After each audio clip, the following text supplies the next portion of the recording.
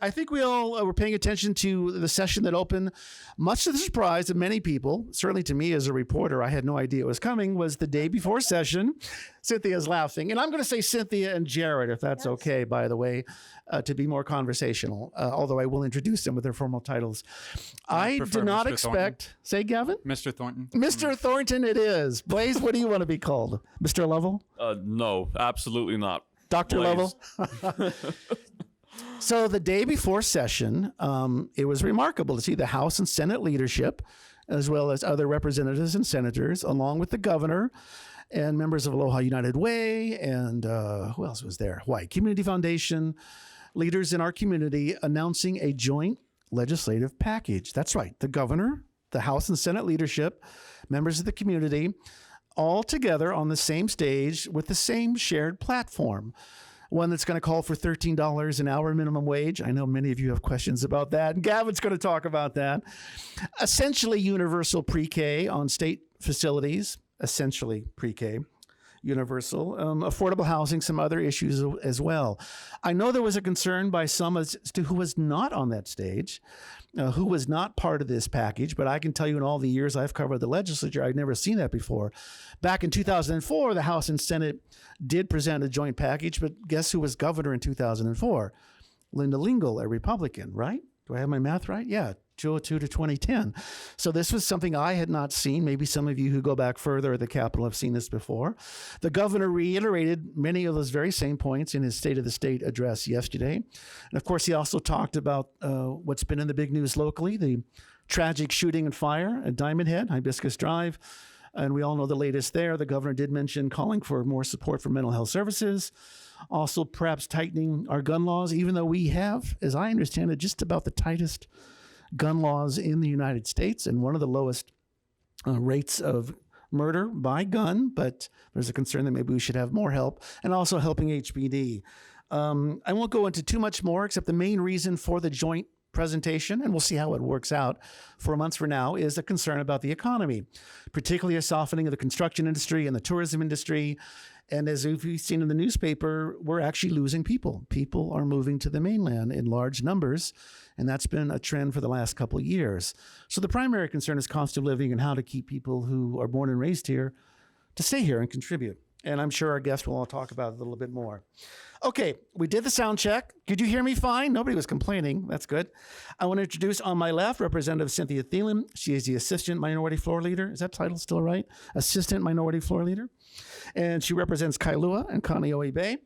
And she also sits on the Agriculture, Energy and Environment, and the Judiciary Committee. Is that correct? And ag. And ag, yes, exactly. And we all know about her reputation for supporting hemp, and she's going to speak about that. I don't think I have to tell everybody in this room that we are going to be losing Cynthia this year. After 30 years in the State House of Representatives, she is going to be moving on to other endeavors. And I can just say personally, as someone who's known you for a very long time, that you're going to be terribly missed around this building. Thank you. Thank you. Thank you. Thank you. To my right is Senator Jarrett Keohokalole. And I got it right, didn't I, Jarrett? Thank you. Good job. Practice that for an hour. Senator Kay represents Kaneohe, the Marine Corps base. That's actually in your district. Kailua, which overlaps with Cynthia. He'eiem, Ahui Manu. You are the chair of the Technology Committee in the Senate, and you're also the vice chair on Judiciary, and I think a member of the Hawaiian Affairs Committee as well. Thank you for joining us today. Thank you. To my far left, next to Cynthia, is Gavin Thornton. He is the executive director. I'm sorry, Mr. Thornton is the executive director of the Hawaii Appleseed Foundation. I'll have you give the entire title later. Well, actually, just tell us what Hawaii Appleseed does. Social justice? Research and advocacy organization. We try to identify and press forward policies and systems change that helps create a Hawaii where everyone can thrive. Okay, everybody hear Gavin okay? And then to my far right is Blaze Lovell. He is our chief legislative reporter who does everything over the weekend. He was actually at Diamond Head covering the shooting as well as the press conferences. And he's our go-to guy for so much. And I'm proud to have him taking the lead of the legislature. I think he does a terrific job. A round of applause for our panelists.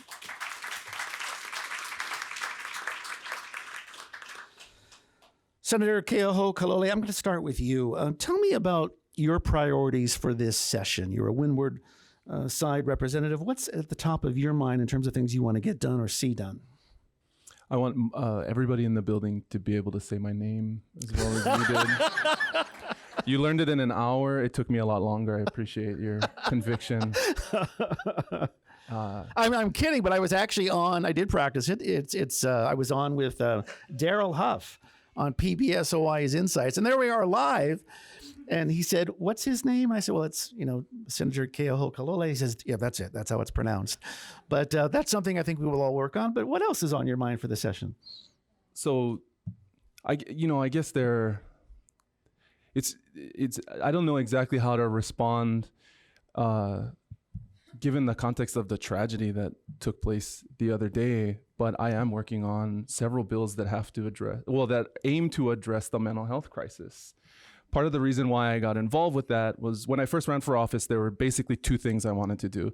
One was move our economy off of its dependence on military and tourism. And the second thing was get our people off of crystal methamphetamine because of the impact it's had on my neighborhood, in particular growing up, my community, and my family. And so that led to drug addiction issues, that led to homelessness. And then you can't meaningfully address homelessness unless you take a look at how our healthcare system, how those individuals interact with our healthcare system, and how mental health and substance abuse are treated within the larger healthcare system. So one of the things we're working on is using on Oahu some of our underutilized state healthcare facilities to help some of these folks who have chronic co-occurring substance abuse, mental health issues, and just cycle in and out of our state systems. They're either churning in and out of OCCC through the criminal justice pathway, or as over the last couple of years, as we've expanded out things like assisted community treatment, which is basically mandatory mental health treatment, and involuntary commitment, what we're now starting to find is that you can force them to go in to jail through the arrest and conviction for often petty crimes, or you can force them to go into the hospitals for treatment. But what happens after they get that treatment? As an example, at Castle Hospital, there's a small population of chronically homeless individuals who churn in and out of the MH1 involuntary commitment process. Some of them 2-3 times a month. They go in, they're taken into custody, they're forced to go in, they get cleaned up, they get treatment. After 48 hours, the psychiatrists do an evaluation and they get released. And there's nowhere else for them to go. So, healthcare is extremely complicated. I'm still learning it myself. But what we do know is that we need to reposition some of the resources in our community to deal with that population, because we're just burning money on the back end through utilization of ambulance and ER services and just the sapping of our first responder resources, police and fire, to deal with this small population of folks that need more help than we're able to provide at this point. Hawaii State Hospital's in your district as well. Yeah. Are you satisfied with the improvements to that facility? Well, so, they're not done yet. It's a never-ending thing. But if you look at the footprint of the facility, it was built for a Hawaii that no longer exists. The population of Hawaii was just significantly smaller when we built it. So just as a ratio of population, the facility needed to expand. And the critical areas where it needed to expand were with the acute patients who need the most services. And as a result of our criminal justice system are committed because of a crime that they're being held for. Some of the effort that we're working on this year is not just only working on those acute forensic, high security type patients, that population, but also some of these folks who come in through the MH1 process that could benefit from having similar type services, if not in state hospital facilities, but in some of our other healthcare facilities. 2 other questions for Jarrett, and then I'm going to move to Cynthia. By the way, I made my seat taller so I could appear to be more leveled. I think, Jarrett, are you the tallest? I guess Keohokalole is pretty tall. Who's the tallest? Ron Kochi's pretty tall too. Yeah, in the Senate. We're tall in the Senate. Not everybody's tall in the Senate. That's why I left the House. Yeah. On a more serious note, you and I were talking a little bit beforehand about this joint legislative package. Can you share us any insight on how that came together? I think we use the word rare in our headline for this to happen. Give us some insight how these different bodies who don't always agree with each other came together. So I think that really just from context, you can make some assumptions. I wasn't in the room for the final negotiations or any of that. I can't take credit for any of that. But I was, Kaniela Ng and I served on the leadership in 2018 and were a part of the majority package in the House that year that ultimately resulted in the $50 million appropriation for Ohana zones and the $500 million for housing.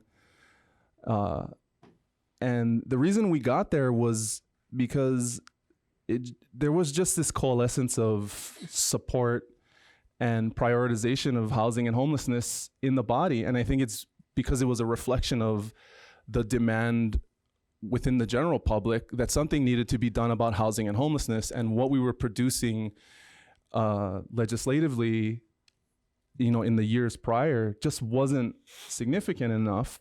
So, let's just tick them all off. This is an election year.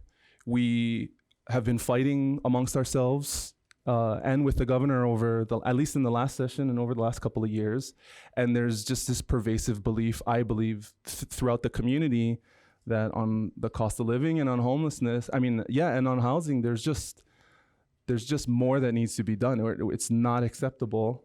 And this is a recognition of that. And I think every year there's an attempt. We were talking before this. I had heard for all of the 4 years I was in the House, at the beginning of sessions and then even during the interim, sort of some feeling out amongst the leadership to see whether there was an appetite amongst the body to unify around some common issues. It's really difficult to do when you have neighbor island communities that care about ag and shipping rates, and then you have bedroom communities like mine that care about kupuna care and the cost of long-term care, and you just have a million priorities. Every now and then things do coalesce, and I think it's a good thing that we were able to get to this point on these issues, because I think they do reflect a community sentiment that these should be prioritized. Okay, one final question. I always ask this question of lawmakers, and particularly thinking about the folks in the audience, many of them who spend a lot of time in this building. Give us some advice on how they can reach out to your office for issues that concern them. Maybe another way of putting this is, what should they not do? What do you advise that they not do if they're trying to get your attention? Yell and scream downstairs and never come up. That's something that I realized over and over again. But for me, you can email me questions. We get hundreds, sometimes thousands of block emails. Are they all read and responded to? Not the block ones. I read the first one, and then you can tell when you've gotten, this is the 552nd one. And I don't have time to respond to every one of them. I do prioritize constituents first because of how much time it takes to respond to all of them. But I think if you join a constituency or an organizing group that is already put together and is aligned with what you're thinking, then oftentimes there's institutional knowledge and value just from that small organization that can help you get to second base if they're already there, instead of starting off on your own. Okay. Cynthia, do you mind if I start with that same question that I asked Jarrett? What have you learned over the years, and what could you tell us the best way to reach you, the best way not to reach you, something that you shouldn't do if they want to get your attention? Okay. One of the best ways to reach us is to come to committee hearings and actually testify on bills. And I would say when doing that, when you're encouraged by some chairs to stand on your testimony, don't do it. Come up to the table and speak to us. Some committee chairs do not let the members have access to the testimony till maybe a half an hour before the hearing. And if you're swamped with other things, you're not going to be able to drop everything and try to read all that late testimony. So number one, show up in person, because I've seen people come here and actually change legislation because of what they've said. And there's been a back and forth between committee members. Don't stand on your testimony. Explain your position. Don't just read off of it, but speak from your mind and from your heart. And don't just read the written. That's so tremendously important, and people have a very big impact. First of all, it's done in public. So maybe there's a chair that really would like to muzzle and squish down what's going on a particular bill. They're not able to do so. If you're out there saying, wait a minute, this is wrong, don't do it this way, and this is what it will do to these people in our islands, and then you go through what the result would be. So that's, whoops, I'm sorry. There's something funny. I wear hearing aids, and I keep getting clicked in and out. Maybe turn off my cell phone. Thank you. I think that's what's happening to it. Maybe you're being hacked by the Russians. Just turn it off and out it goes. That's Cynthia's assistant there in the front. Yeah. Good advice. I don't think I've ever heard a lawmaker say, don't stand on your testimony. Come to the table and tell me what's on your mind. Although, good advice, don't read the testimony. No, don't read it, because then we'll just sort of drone out. Okay. Yeah. You and I also spoke a little bit about your priorities, and I think we talked in particular about not the minimum wage, but hemp, of course, is a big deal. I think you have an update for us there, but also sustainable shorelines, coastlines. So please tell us about your bills. Okay, and this I would like to say to Marcel. One of the things that really concerns me and should concern everyone in our islands, we're an island state.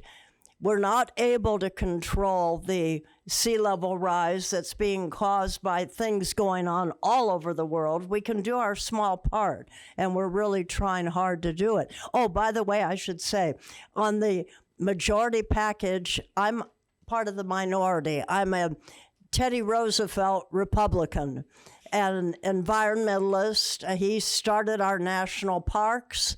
I really have great respect for that president that did so much for our environment.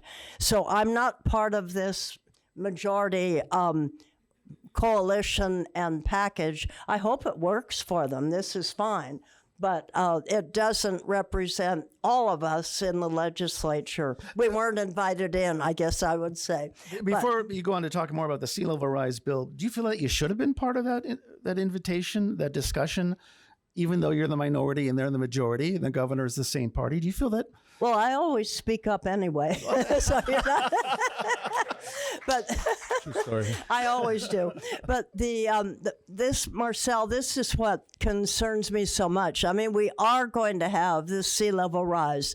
Some people in the building and out there in other leadership roles feel, okay, don't worry about it. We will maintain, we'll build up embankments, we'll build up seawalls, we'll do the rest of it, we'll hold back the waters.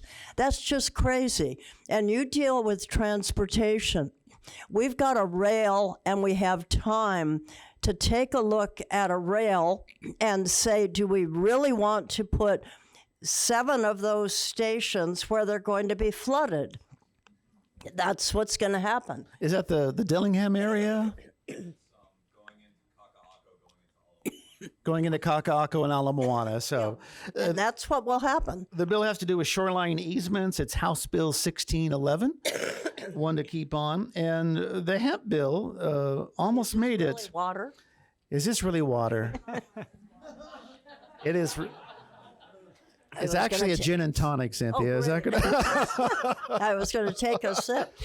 And I have what's happened up until this point, and you'll see how the body itself hasn't really reacted to what's going on.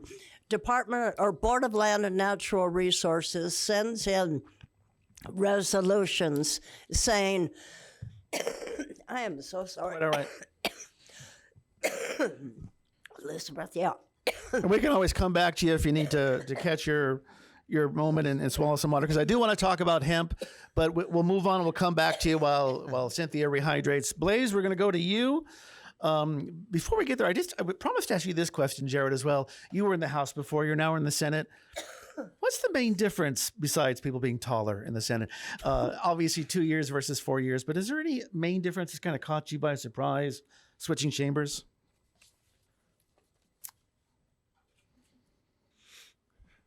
I don't know how to do this question without getting in trouble from everyone.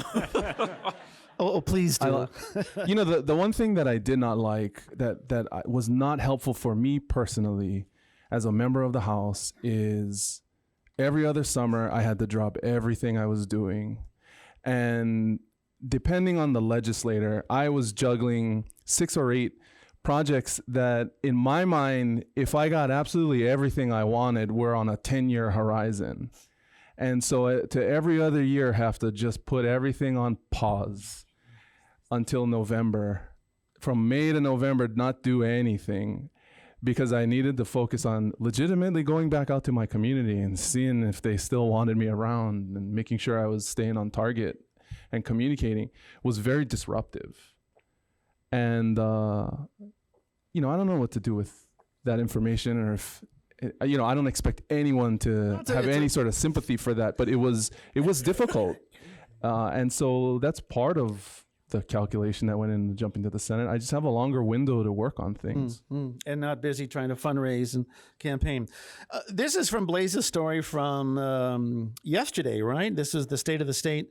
And I'm actually going to read part of Blaze's story to all of you. And this regards TMT. Michael, I think you were asking about TMT. Vice Speaker Mark Nakashima, whose Big Island district includes Mauna Kea, said concerns should be addressed in the legislature, not Mauna Kea. He said there could be a number of bills to address issues, but gave no details. Lawmakers have until Thursday, that's this week, correct, to introduce new bills.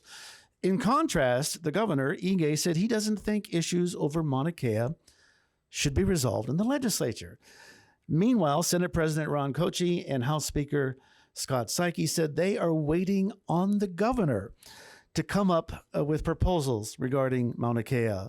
House leaders are also looking to Big Island Mayor Harry Kim for more details or proposals on how exactly he wants to move forward on Mauna Kea. And of course, Harry Kim was appointed by the governor to be the person handling Mauna Kea. Blaze, what the heck is going on? These are our leaders. They're all of the same party. What is going on regarding TMT? I thought after the standoff in the mountain, which is currently on hold, if you will, that there was going to be some movement, particularly regarding Hawaiian homelands, OHA, ceded lands, and so forth. Well, what the heck is going on has been mine and other reporters' questions since about September, when Harry Kim first basically kicked this issue to the legislature, saying that there needs to be a restructuring of the management of Mauna Kea.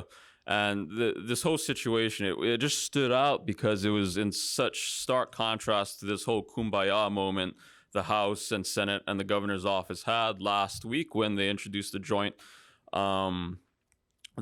package that they would be pursuing. And, we recognize that cost of living is certainly an important issue. It just seemed that in the months leading up to session, something would be done in the way of addressing some Native Hawaiian concerns or issues that had to do with Mauna Kea, which I think, even if it's not rises to the level of importance as cost of living, it's still been top of mind for everyone in the last year, given the protests that have been going on and the issues that have been raised. I also think that situation between, the House and Senate are both waiting on the governor, and they're also waiting on Harry Kim. And meanwhile, Harry Kim might be waiting on the state. And also TMT is left out in the cold, waiting on everybody to figure out what's going on.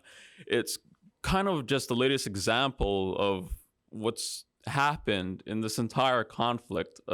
It came to light in 2019. And Anita Hofschneider was the reporter up on Mauna Kea when the protests started anew. And there was a lot of miscommunication between law enforcement there, where sometimes the AG's police didn't know what DLNR was doing and the sheriffs were left out. And that sort of situation continued. And in December, we saw it again, when TMT decided that, okay, we're not going to move forward with construction right now. And so I called TMT and he says, well, we're waiting on the state to resolve some of the issues. And meanwhile, the state says they're waiting on the county to figure out what they want to do. And the county is waiting on the state to help them resolve whatever they're supposed to be figuring out by themselves. And it just seems like it's not clear how much communication is going on between everybody. It's not clear how much communication is going on with everybody. And it would actually be nice to see the same level of cooperation that we had with this joint package kind of to be seen everywhere, and also to include more people in those kinds of discussions. Okay, thank you for that update. Blaze 2 has gone to the mountain. Two other questions for you, and then I'm going to go to Gavin and give Cynthia a chance to... I can breathe again. Well, maybe we'll go to Cynthia first and then Gavin, because I know we have a lot of things to talk about. Two questions for you, Blaze, kind of similar to what I asked Jarrett and Cynthia. What's the best way to reach you? If someone wants to talk to you about a story or complain about something or give you a tip, and I guess along those same lines, what should they not do? What do you hate when someone tries to approach you with something? So best way to reach me, I mean, I'm here way too much when there's session going on. And if you've got a tip, or if you just want to chat, you see me in a hearing or you see me outside sitting on the benches because we don't have an office at the Capitol to work in, just come up and chat, get to know me. I'd love to know all of you eventually. Send me tips when you can. I keep it confidential as if that's what you want. And I just like talking to people, One thing my big, I guess, asterisk on that is if I'm furiously typing on my computer because I'm on deadline and someone like Chad is yelling at me to get my story in already, maybe not the best time to come to tell me about what's happening. But otherwise, I'll be happy to talk with you. And then the final question. This is only your second session. Blaze and I were down here almost every day, including conference committee, really intense period. What's kind of been surprising for you in covering the legislature? Prior to this, Blaze was in Las Vegas working for a paper there. You also worked for us before you went to Las Vegas. We got you back. But what's something that's kind of surprised you covering the legislature, or a lesson learned? Maybe I'll talk about my lessons of getting around this building, since we had to use it a lot during conference committee. Don't take the elevators if it's really crowded. We always use the stairs. And yeah, I know it might be exercise, but sometimes it's just quicker to use the stairs than the elevators. Another thing is, if you're gonna be down here all day, definitely bring your own food, like a sandwich or something. Between here and the Fosse Municipal Building, it's like a food desert in the Capital District. You can't go, you can't, there's no where to eat. There is a snack bar in the basement, but... Oh, yeah, but they run out of, they have bentos, but they run out of food during lunch kind of quick. So I usually try to bring my own lunch. There's some cheap places on Fort Street, or there's a Subway nearby if you can't afford to eat at Cafe Julia, where everyone does their fundraisers during session. But that's another topic. Okay. I won't ask you about fundraisers during session. Thank you, Blaze. Okay, Cynthia, have you recovered? Are you back on? I hope so. Let's pick up Let me go back again. Thank you. Board of Land and Natural Resources sends over resolutions, and this has been going on for 30 years. The resolution says we want to grant another seawall or revetment easement for 55 years. Well, this is crazy, because each case should be looked at in great detail. And in some cases, sad as it may be, the sea may need to begin to rise and reclaim some of that land. But the legislators have just knee-jerked said, aye. Well, Representative Wildberger, Representative Peruso, and I have been going, no, that let's take a better look at this. Let's see what we should do. So the measure that the three of us signed is House Bill 1611, and it says, hey, Land Board, no more. The most you can do is issue a 2-year easement while you review the situation to see how are we going to deal with the sea level rise in certain areas, not everywhere, but in certain areas. And then if it's warranted, the longest you can issue an easement is for 10 years, not for 55. So I go back to Marcel and I say, what on earth are we doing allowing the city to build a rail along a route that's going to go through our downtown and over to Keohokalole, where 7 of the stations will be subject to flooding? There's no question about that. So the stations will be subject to flooding, which means that smart developers are not going to be able to build low-cost housing or other commercial operations unless they do a lot of preventative work, which is highly costly. And then when you say preventative work against sea level rise, look in your wallets, look in your purses, because that's where the money's going to come from. And it's massive. So why do we do something as stupid as letting the city continue to do that? Now, I can understand there's political reasons for the mayor wanting to, and political commitments that he obviously has made. But it's your children, my children, grandchildren, great-grandchildren that are going to pay for this debacle. So my concern is that City Hall for sure hasn't gotten the picture, but over in this building, we're slow to recognize we really have an emerging problem by an emerging sea. And then I look at what this young 17-year-old has done, which has just been amazing, and where Greta stands and looks at government leaders and says to them, how dare you? How dare you? And I think that's the wake-up call that we all need here. We're not paying enough attention. We're looking at, we're not paying attention. We're not saying, how are we going to relook at our land use areas? How are we going to prevent the thousands of people that are going to be losing their property and their homes? What are we supposed to do? And I haven't seen that thought process go on. And it ties into what you do, because the more we end up with displaced people, this is not just your millionaires and billionaires on the front. I mean, these are, look along Kamehameha Highway with a lot of those very old-fashioned, very old structures, homes where 2, 3, 4 families are living. They're going to be out.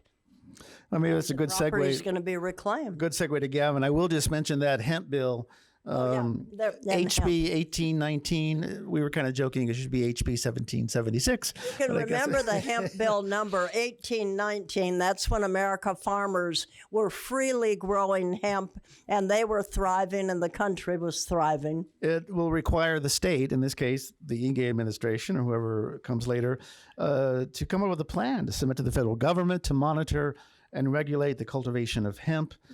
This bill, very similar, was vetoed last session, even though it looked like everything was aligned to make it happen. But a similar bill now being introduced again this session. Yeah. Okay. Gavin, and here's what we're going to do. We're going to finish up with Gavin, and then we're going to take your questions. I've already got a bunch that came in online. And just a reminder, people with Civil Beat t-shirts have those little index cards. If you want to submit a question, just look for them, and they will take your question and give them to me.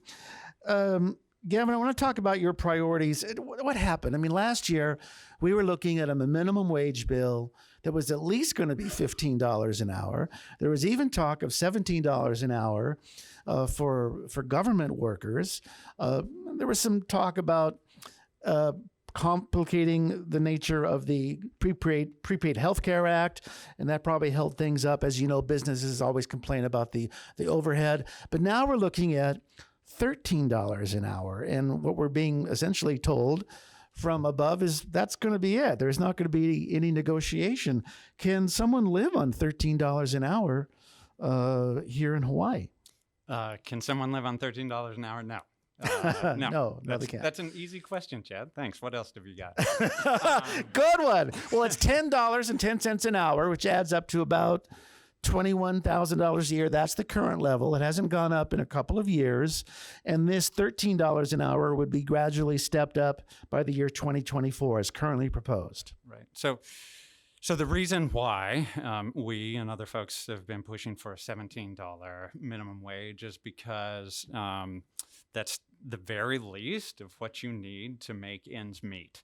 According to a report by the Hawaii Department of DBET, oh my gosh, I'm totally blanking. Business and Economic Development, thank you very much. The minimum that you need, a single person working without kids, is $17.63. That's today. It's going to be higher next year. It's going to be higher the year after that because of inflation erodes at that number. And pull the mic just a little closer so we can hear sure. these very important things you're saying. Sure. So that's it. We need to figure out a way that our working people can make ends meet. And that's really what we're focused on. We want a Hawaii. I think everybody wants a Hawaii where everyone can thrive. The fact is, right now, nearly half of Hawaii's people are not earning enough to meet their most basic needs. That's according to a report done by Aloha United Way called the Alice Report.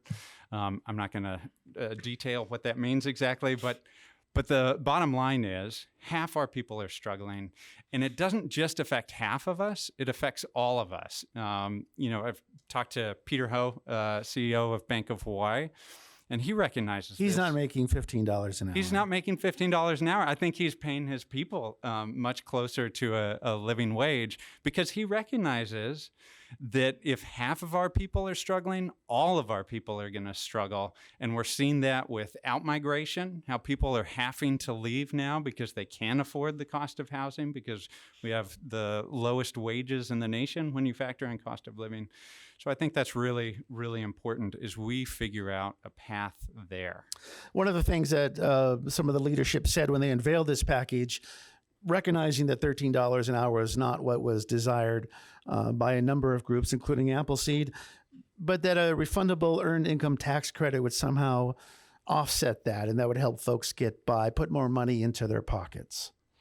So let me just say, I think the three pillars of this package, figuring out how we increase people's incomes through reducing taxes on low-income working families, increasing income through minimum wage. So that's one, the income piece. Two, the housing. That's the biggest part of people's budgets. We need to figure that one out. Three, this early education piece. And that's really two things. That is, we're making smart investments now for our future. You can't make a better investment than investing in kids' education. It's going to pay off in the long run. And it's freeing up parents to go out and earn a living. I think those three pillars are the right things to be focusing on. That combo of earned income tax credit and minimum wage is super powerful if you get the numbers right on the minimum wage. And then, on the housing and early education pieces, I think I didn't actually have the same impression in terms of like, this is it. This is where we're going to end up at the You end think of there the might be some session. wiggle room? I certainly hope so. I think there needs to be. I think I had heard expressions very clearly on the housing piece, on the early education piece, that there's a lot to work out there. I hope the same can be said for minimum wage as well. What's the figure you want? For minimum wage. Yeah. I mean, it's 17 by 2025. Okay. Did anybody from the House and Senate or the governor's office consult Appleseed when they were putting together that minimum wage figure? So actually, another thing that I think is great about this, so the package, the fact that it's focused on our low-income working families, super important. The fact that there was a process that brought together government folks, legislators, business sector, nonprofit sector, That's really positive. I haven't seen anything like that before. I think we have a foundation to build on now. We need to expand those conversations. We need to hear from the people that are actually impacted by these things, add their voice into the conversation. I think that's really powerful, and I've forgotten what your question was. Well, did anybody consult? I thought you were dodging my question, actually, because I asked whether anybody contacted you and said, "Hey, we're thinking about 13, and by the way, there's this press conference. Why don't you come join us?" Yeah, there wasn't a lot of. We were part of the discussions that ultimately led to this package. Our voice was one of many at the table. Many more voices, I think, that would be helpful to add at the table. There was no presentation of this. Check the box. This is okay with you. Okay. That's Okay. what you're asking. 2 other questions. Anything else priority on Appleseed's platform wish list for the legislature this session? In terms of that income component, so you have a good EITC, if you do a good minimum wage, adding to a trifecta with paid family leave, I mean, that can be a really powerful combination. Paid family leave doesn't cost much at all. $58 a year for paid family leave insurance for someone that's earning $48,000 a year. And it gives them up to 16 weeks of time off to care for a new child or a sick family member. I think that trifecta could be super powerful. Who pays for that family leave, that $58? It's up in the air.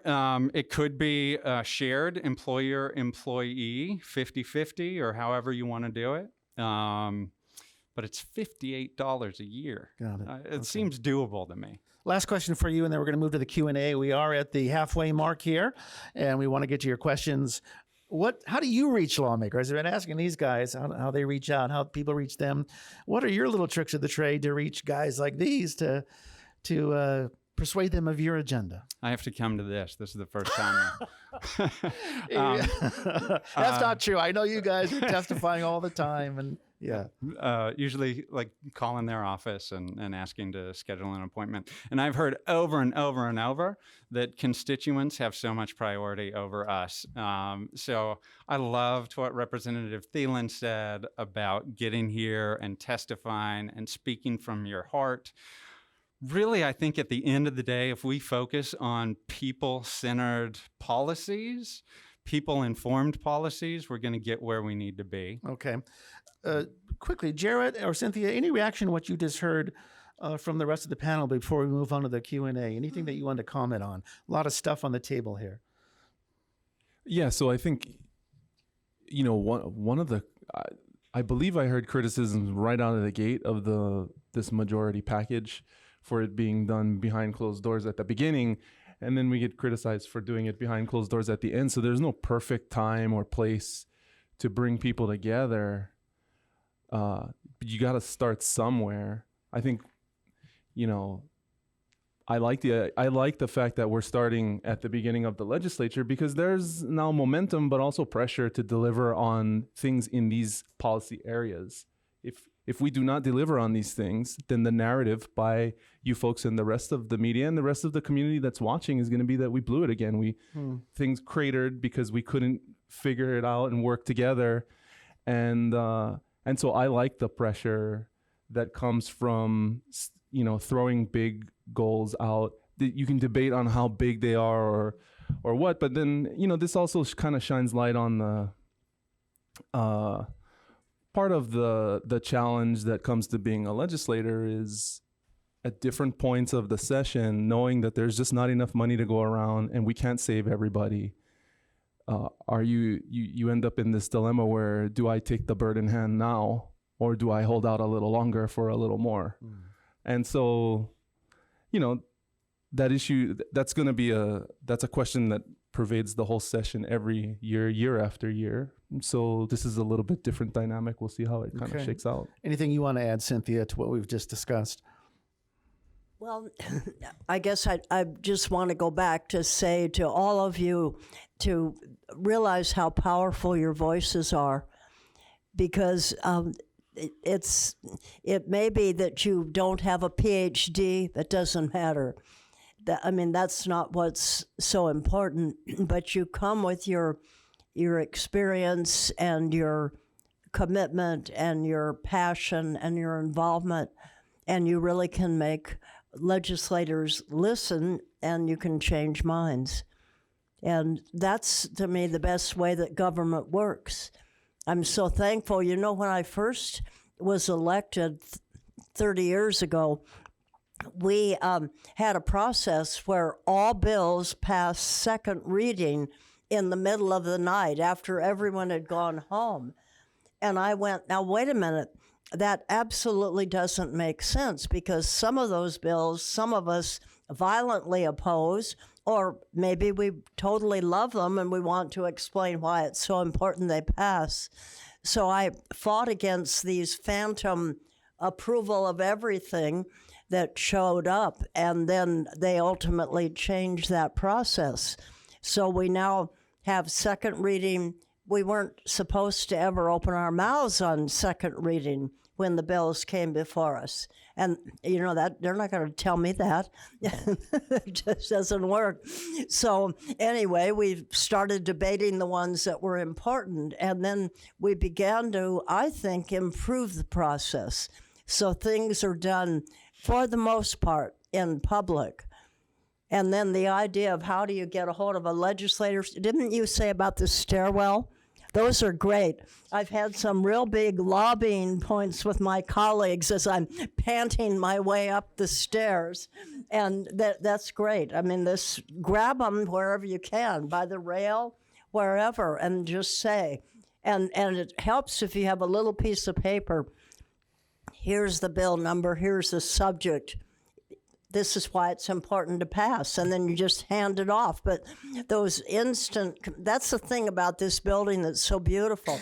We're the only capital in the world where we have the open railing, where you see when people are kind of talking very intensely by there, where you can walk up to them.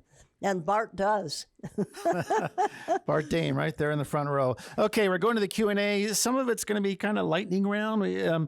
If anybody on the panel wants to answer the question, they can raise their hand. If anybody on the panel does not want to answer the question, that's fine too. We're going to start, I think, Blair, I'm going to throw it out to you. What is the outlook for adult use cannabis legalization being passed this year? This is not decriminalization. Remember, that is now law. 3 grams or less is allowed, just a penalty. This is all out, legalize it. Well, we're talking about recreational use, right? Well, it doesn't say that, it says adult use. Adult use.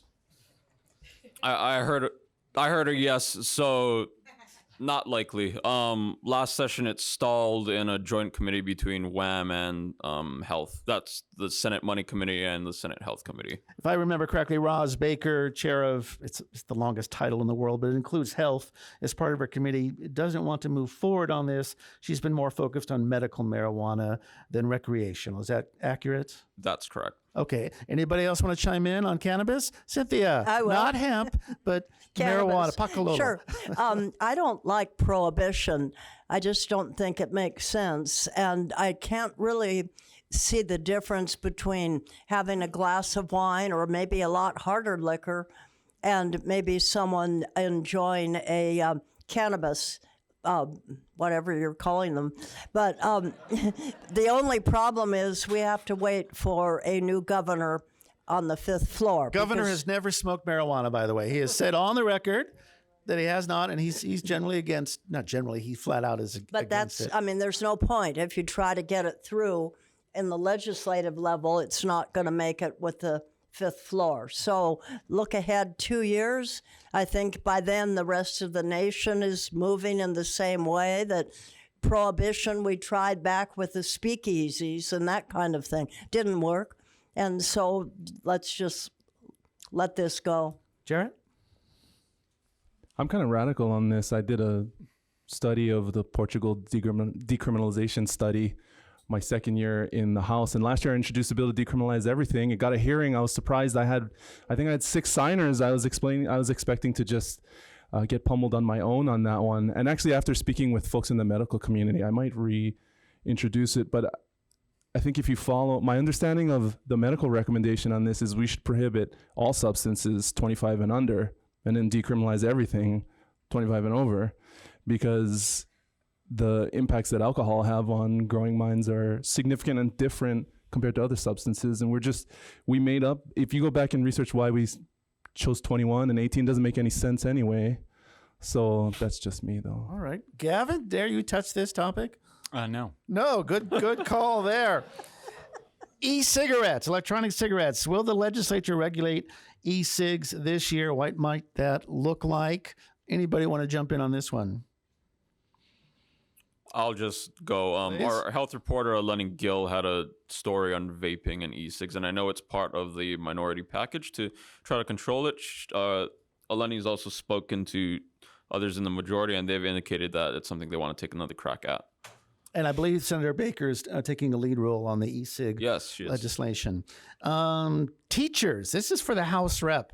I'm not putting on the spot, but this person is. Why do you think the leadership of the House, this is the House leadership, meaning the Democrats, opposed the differentials and salary adjustments for teachers being proposed by the superintendent of the DOE? There is a difference between what one agency wants and what another wants. I have no idea. Okay, good answer. Very efficiently answered. They don't invite me in. Do you think our teachers are underpaid? I think, yeah, I do. And I have all along from the very beginning. The other thing, let me just do sort of sidestep on this. Go look at your morning newspaper, the Star Advertiser, and they have a big picture of the leadership that has put together this whole scenario of the combined Senate-House package. Something should strike you. I look at the women in here. Not a single woman up there with the leaders in our Senate and the House that are telling us what's going to go on with this package and are calling the shots in a lot of ways. Wasn't Sylvia Luke up there? No. Totally male. And for you men, I think most of you too, I think would understand that there needs to be better equality here in this building. And when there is better equality in this building,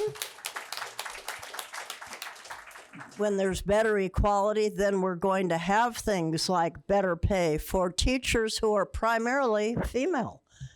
You've got a whole group there that I don't know whether it's 70% that is female, but it's a significant number. Well said. So we've got to get the equality in this building, and I wish you'd all think about that too. Along with testifying at the table, we need to get more women elected and be in this body.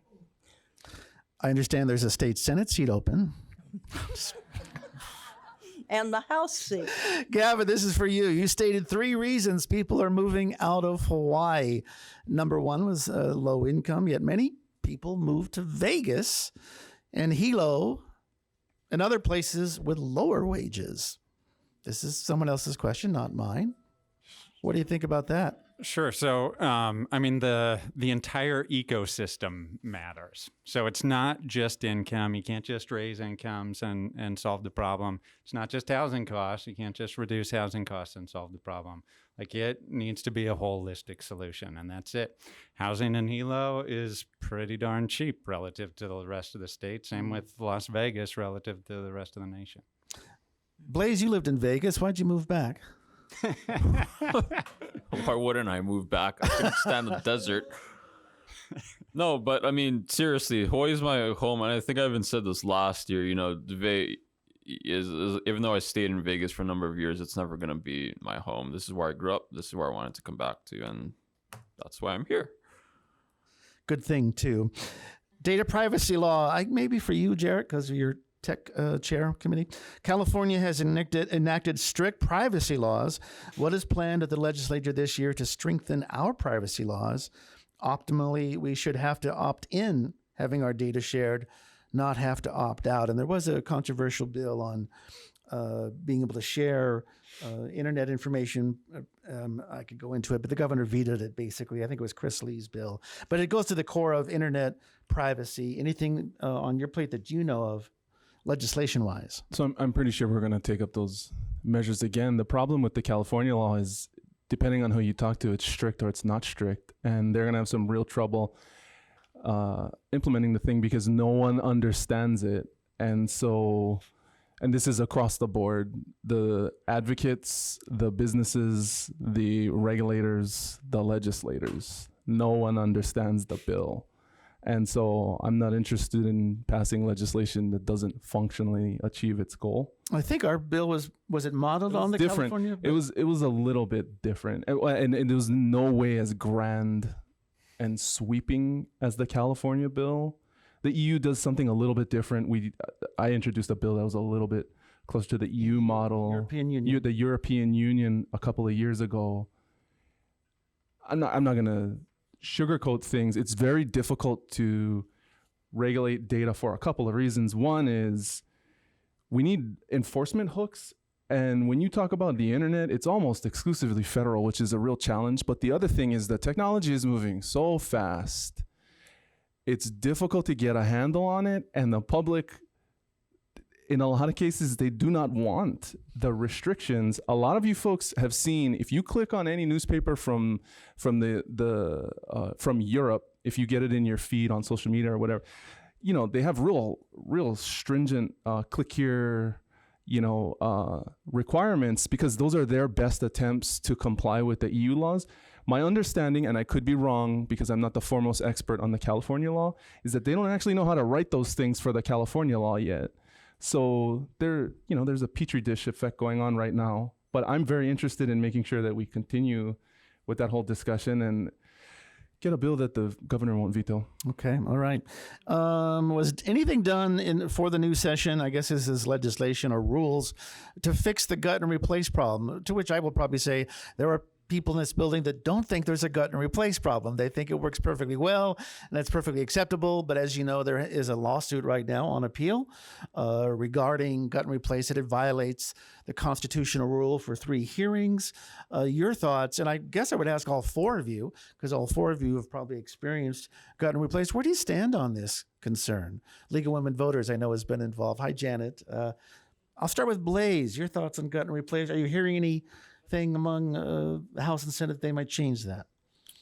I haven't heard anything yet. I know the Minority Caucus is trying to change that. That case you mentioned, it is before the Supreme Court. They decided to take it up, so we're looking out for oral arguments. And the first time I saw it, it was kind of strange because it looked like they were shuffling bill numbers. It was that deal with the stadium we saw last year. And I also had anybody here who doesn't know what gut and replace is? Just very quickly, it's taking a bill with a subject matter title that's the same, but entirely replacing the contents of that bill very late in the session with something that may not even resemble at all in any way the original legislation, a bill that died earlier, and then not really giving the public the chance to fully weigh in on that legislation. And I'll explain the reasons why it's done, but is that a fair summary of what gut and replace is? So. Yeah, and I do kind of get some of the arguments for why they do it. There was something last session. There were the rats at the Maui jail, and it caused millions of dollars worth of damage.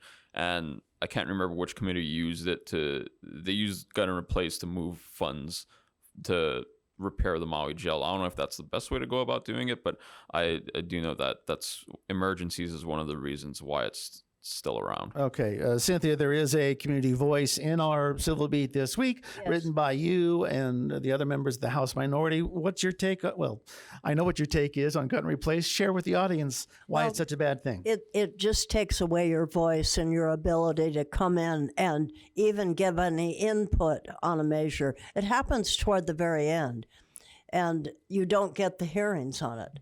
So I would think the public outcry many times is what really prevents something, the replaced one, from moving onward, or the gutted one.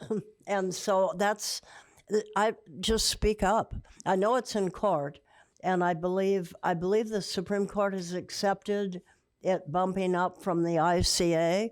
So my hope is that we'll get a decision that would end that process for all. Okay, I'm going to ask Jarrett here in a minute, but Gavin, have you experienced with Appleseed legislation that you're tracking, something that died, something that was revived, that was gutted and replaced, Franken bills? Yeah, I can't really remember any particular bill. I am definitely concerned about the issue. I think people-informed policy is super important. On one hand, we can't blame the legislature for all of the problems that we have in Hawaii. The converse of that is like we are all responsible for working together to address the problems in Hawaii. And how are you going to do that if you don't have a process that allows people to weigh in on the issues, the people that bring their special perspectives? So I'm very concerned about the issue. Jarrett?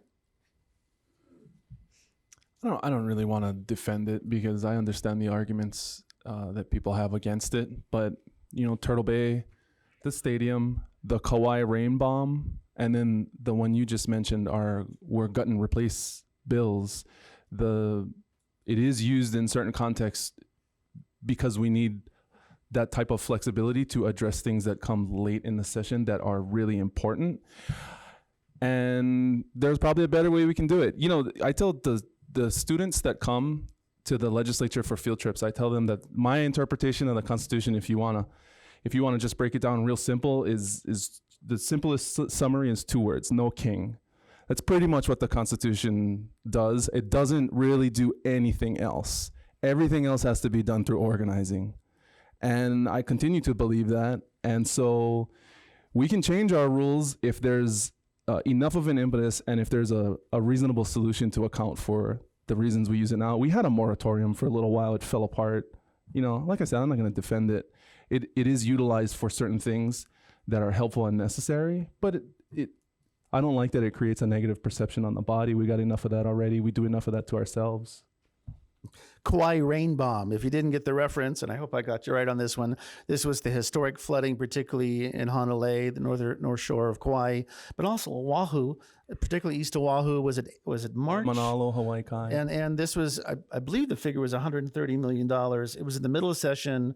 You took a bill and you were able to funnel this money, an emergency situation, and hence a justification for gut and replace, something that had to be done. Okay. Anything else on gut and replace? No, we have just time for a couple more, and then I do want to break for other people as well. In light of the Diamond Head tragedy, a senator mentioned that HPD Chief Susan Ballard wants more mental health resources. We were talking about mental health. Is there enough energy behind that?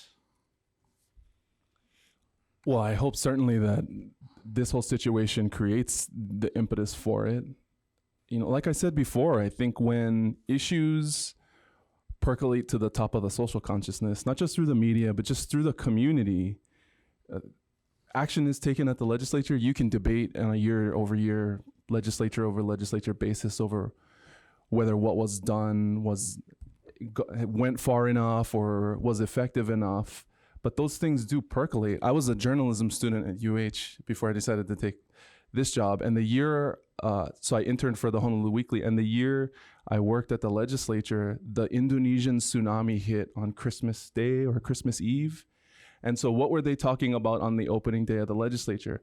Hawaii tsunami preparedness. I think Gary was in office at that point. And so, we are paying attention. Does that net out what the people, what our individual constituencies want? Most of the time, no. But it does make a difference. I just wanted to attest real quick before you cut me off to what Cynthia said earlier about testifying in person. I have seen people come and share their individual personal experiences and feelings related to bills, and I have seen the decisions change at the table. Sometimes it's shining light on some dark areas where people are forced to make the right decision.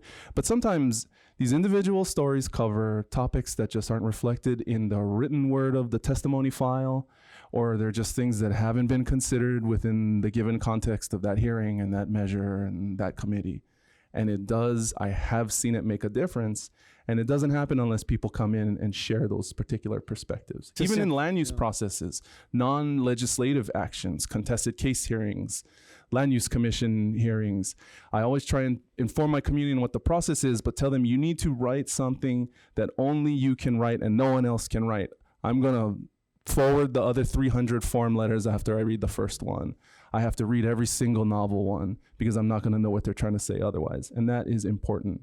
And it makes a difference. Okay, for our final round of question and then a break so that we can all take pictures and say hello and give hugs. Nobody was expecting this question. That's why it's going to be so much fun. Blaze, what's something that you'd like to ask anybody else on this panel regarding this session? I'm going to ask you all the same question. That's right, I'm going to let the lawmakers ask the media questions. You got them on the spot, Blaze.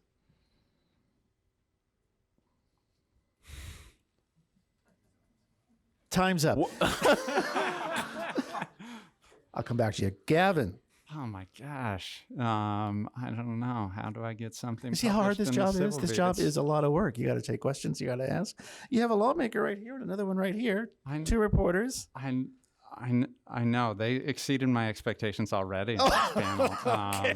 Thank you so much. We'll come back to Not you. introducing your bill. Jarrett, anything you want to ask? I wanted to know is it itchy when you eat? Do you get gravy and stuff? I cannot grow a mustache. My wife won't let me, but I don't think I can do it anyway. So when I chew, sometimes it actually gets caught in my mouth and I'm going like this. Sometimes I get my own hair in my food when I swallow. It actually is kind of irritating, but my girlfriend hates it when I shave.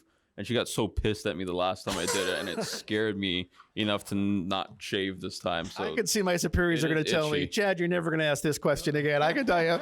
But yeah, there's applause for that one. Cynthia, anything you want to ask of the media or of Gavin or your fellow lawmaker? Well, Marcel, are you there? Where'd you go? He wisely stepped out, I think, but we will relay the message to him. All right. What do I want to say or ask the media? Yeah. Okay. Why we aren't having a more robust discussion about that boondoggle than the misplacement of the last section of the rail? Because if it doesn't reach there have been so many huge pressures to have it just go the way Caldwell wanted it to go, and including the slams to Ben Cayetano when he almost became mayor.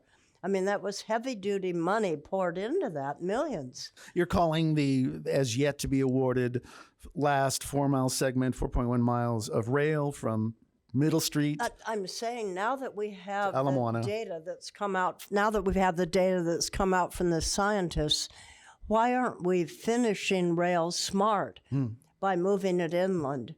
Why aren't we doing that? Because I won't be here, but we're the ones that are in their 20s, 30s, 40s, 50s, you guys will. And it's going to be a disaster as the time goes by and the flooding commences. Then what do?